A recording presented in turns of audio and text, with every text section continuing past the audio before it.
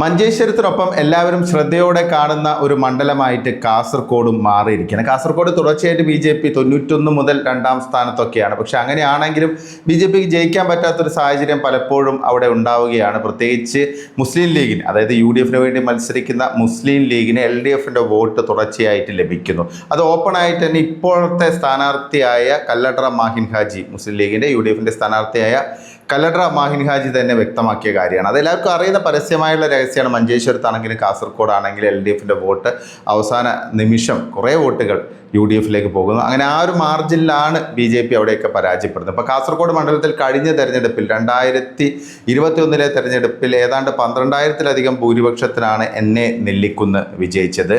50,000-ലധികം വോട്ടാണ് advocate K Srikanth BJP സ്ഥാനാർത്ഥിക്ക് ലഭിച്ചത്.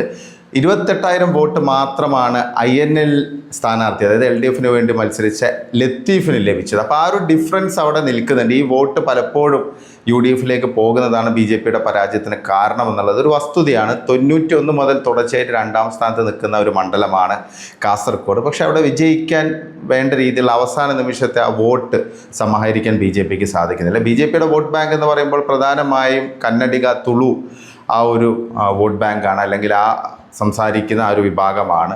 അവർ ഹിന്ദു വിഭാഗക്കാർക്കിടയിൽ ഒരു നിർണായക സ്വാധീനം തന്നെ BJPക്ക് ഉണ്ട്. പലപ്പോഴും നല്ല രീതിയിൽ അവരുടെ വോട്ട്, ഒരു മാക്സിമം വോട്ട് സമാഹരിക്കുന്നത് കൊണ്ട് മാത്രമാണ് 50,000-ലധികം വോട്ട്, അല്ലെങ്കിൽ 56,000-ഓളം വോട്ടൊക്കെ BJP നേടുന്നത്. 2016 രവീശ തന്ത്രിക്കുണ്ടാർ 56,000-ലധികം വോട്ട് നേടിയിട്ടുണ്ട്. അപ്പോൾ കഴിഞ്ഞ തെരഞ്ഞെടുപ്പിൽ ഏതാണ്ട് 12,000-ലധികം വരുന്ന ഭൂരിപക്ഷത്തിനാണ് NA നെല്ലിക്കുന്ന് കെ ശ്രീകാന്തിനെ തോൽപ്പിച്ചത്. അപ്പോൾ ഇത്തവണ പക്ഷേ ചിത്രമാകെ മാറി എന്നുള്ളതാണ്. കാരണം ഒരു കരുത്തനായ സ്ഥാനാർത്ഥിയെ തന്നെയാണ് LDF നിർത്തിയത്, ഷാനവാസ് പാദൂർ എന്ന് പറഞ്ഞു കഴിഞ്ഞാൽ മുമ്പ് കോൺഗ്രസ്സിൽ ഉണ്ടായിരുന്ന ഒരു വ്യക്തിയാണ്. ജില്ലാ പഞ്ചായത്ത് വൈസ് പ്രസിഡൻ്റൊക്കെ ആയി പ്രവർത്തിച്ച് വളരെ അനുഭവ പരിചയമുള്ള ജനകീയനായിട്ടുള്ള ഒരു ലീഡറാണ്.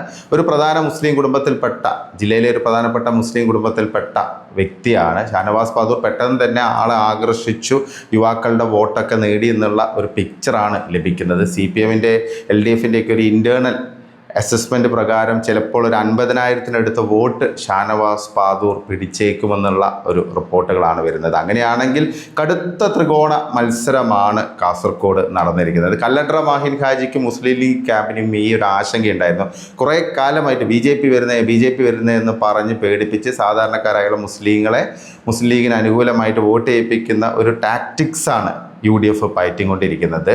അപ്പോൾ അതുകൊണ്ട് ഇത്തവണ ഷാനവാസ് പാദൂറിനെ പോലെ വളരെ സ്ട്രോങ് ആയിട്ടുള്ള ജനകീയനായിട്ടുള്ള ഒരു കാൻഡിഡേറ്റ് വന്നപ്പോൾ അവർക്ക് മുമ്പിൽ ഒരു ബദൽ ലഭിച്ചിരിക്കുകയാണ്. അപ്പോൾ സ്വാഭാവികമായിട്ടും മുസ്ലിം വോട്ടുകൾ നല്ലൊരു ശതമാനം ഷാനവാസ് പാദൂറിലേക്ക് ഒഴുകിയിട്ടുണ്ടെന്നാണ് മനസ്സിലാക്കാൻ സാധിക്കുന്നത്.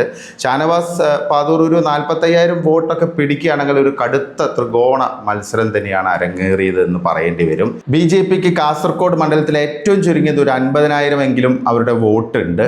കഴിഞ്ഞ തവണ 50,000-ൽ ചില്ലാം വോട്ടാണ് പിടിച്ചത്. അതിനു മുമ്പ് 56,000-ഓളം വോട്ട് രവീശ തന്ത്രിക്കുണ്ടാർ പിടിച്ചിരുന്നു. അപ്പോൾ ഇത്തവണ അശ്വിനി നല്ലൊരു പ്രകടനമാണ് കാഴ്ചവെച്ചത്. വളരെ ജനകീയമായിട്ടുള്ള ഇമേജുള്ള ഒരു ലീഡറാണ് ML അശ്വിനി. എനർജറ്റിക്കാണ്, യങ് ലീഡറാണ്. അത് മാത്രമല്ല ഈ തുളുവ കന്നഡിക കമ്മ്യൂണിറ്റിക്കിടയിൽ നിർണായക സ്വാധീനമുണ്ട്. അപ്പോൾ അതുകൊണ്ട് തന്നെ ഒരു 56,000 വോട്ടെങ്കിലും അശ്വിനി പിടിച്ചിട്ടുണ്ടെന്നാണ് BJPയുടെ ഒരു കണക്ക് കൂട്ടൽ.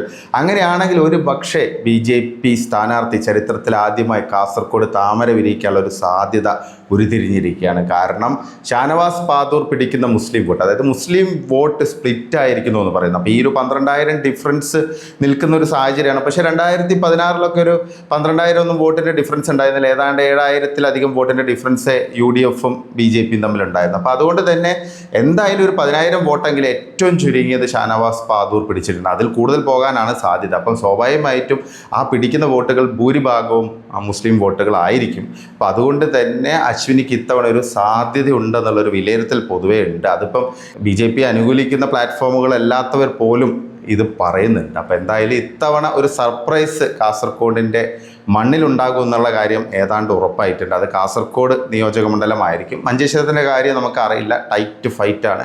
കെ സുരേന്ദ്രനും AK അഷ്റഫും തമ്മിൽ അത്രയും ടൈറ്റ് ഫൈറ്റാണ് നടന്നത്. നേരെ മറിച്ച് ഈ പറയുന്ന ഷാനവാസ് പാദൂർ മഞ്ചേശ്വരത്ത് മത്സരിക്കുകയാണ്, സുരേന്ദ്രൻ പാട്ടും പാടി ജയിക്കുമായിരുന്നു എന്നുള്ള ഒരു അനുമാനം വളരെ ശക്തമായിട്ട് നിൽക്കുന്നുണ്ട്. അപ്പോൾ എന്തായാലും ഇത്തവണ ചില സർപ്രൈസുകളൊക്കെ കാസർഗോഡ് നിന്നുണ്ടാകുമെന്നാണ് പ്രതീക്ഷിക്കുന്നത്. അപ്പോൾ ഇനിയിപ്പോൾ എന്തായാലും നമുക്ക് 4-ാം തീയതി വരെ കാത്തിരിക്കാം. പക്ഷെ ഒരു കാര്യം ഉറപ്പാണ്, ഒരു പക്ഷേ BJP കാസർഗോഡ് മണ്ഡലത്തിൽ നിന്ന് ജയിക്കുകയാണെങ്കിൽ, അതിനൊപ്പം മഞ്ചേശ്വരം കൂടി ജയിക്കുകയാണെങ്കിൽ, അത് മൊത്തത്തിൽ സംസ്ഥാന രാഷ്ട്രീയത്തിൽ ഒരു വലിയ മാറ്റമായിരിക്കും. പ്രത്യേകിച്ച് വികസനം എന്താണെന്ന് മനസ്സിലാകാത്ത കുറേ ആളുകൾ അവിടെ ജീവിക്കുന്നുണ്ട്. ഭാഷാ ന്യൂനപക്ഷങ്ങൾക്ക് ഒരുപാട് വെല്ലുവിളികളുണ്ട്. പൊതുവേ BJP വരുന്നത് എന്ന് പറഞ്ഞ് പേടിപ്പിച്ച് വോട്ട് നേടുന്ന മുസ്ലിം ലീഗിൻ്റെ ആ ഒരു സ്ഥിരം പരിപാടി ഇത്തവണ നടക്കില്ലെന്നാണ് സൂചനകൾ. എന്തായാലും നമുക്കതിനായിട്ട് കാത്തിരിക്കാം.